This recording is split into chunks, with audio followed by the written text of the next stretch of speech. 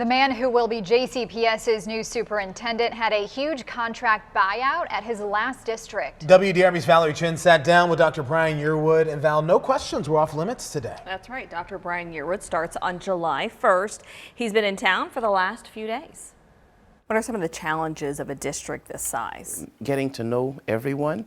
You know, I'm very big on getting to know individuals, getting to know teachers, principals, leaders, getting to know the community. Dr. Brian Yearwood says he's ready to take over JCPS as its new superintendent, replacing Dr. Marty Pollio. I'm going to look at everything. You know, I'll be examining and you know, we want to make sure that, again, we are excellent stewards of our taxpayers' dollars. Yearwood served as superintendent of Columbia Public Schools in Missouri from 2021 until the end of 2024.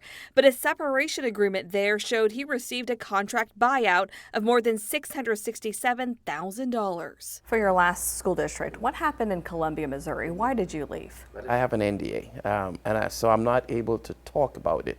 But one thing I can assure you, I did nothing illegal. I did nothing immoral.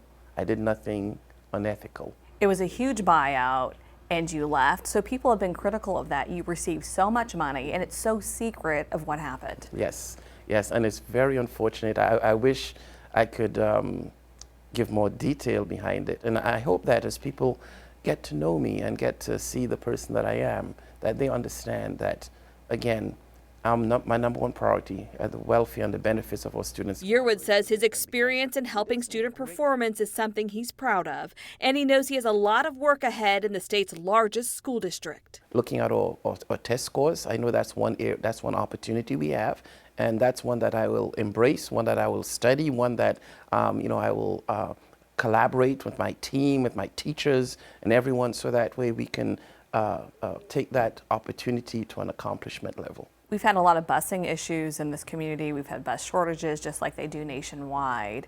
What would you like to see with busing here? It's important that our students are in seat.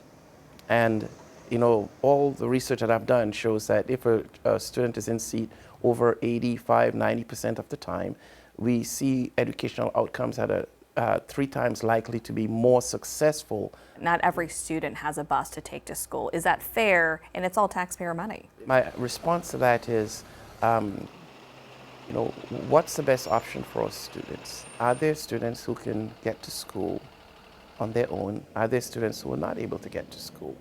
And I think that the question, what is the best decision for our students? Is it best to not have busing, to have busing? And I think that's something, a verdict that's still out.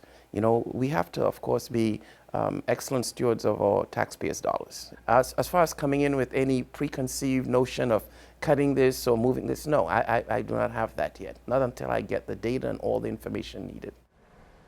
We also talked about the JCPS central office and the high salaries. His comments about that are coming up at 5. On our website, we have a database on every JCPS employee and how much they make. And we've heard from so many people who say people in the central office make too much money. And he's coming into a job at a time where the district has publicly said that it's looking to cut $150 million from the budget. All right, Val, we'll see you at 5. Thanks.